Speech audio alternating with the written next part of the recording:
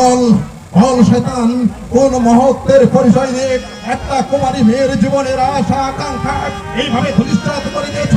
কোন শনিদের বশবর্তী হয়ে একটা মেয়ের, একটা অসহায় মেয়ের তার জীবনের আশা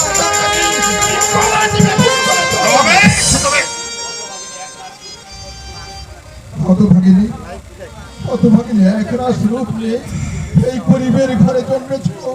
এই অপরাধেই বুঝি তোমার জিজ্ঞাসার হাড়ি কাঠে তাকে বলি হতে হলো।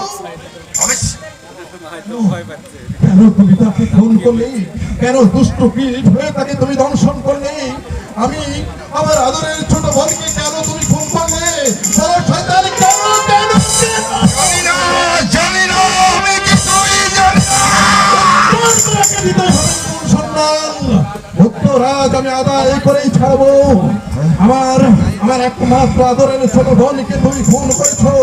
আমি তোমার রক্তে যদি তার আমার আত্মার তর্পণ করতে না পারি, আমি তোমাকে কিছুতেই ছাড়বো না। শয়তান, যেমন করে হোক, তুমি যেমন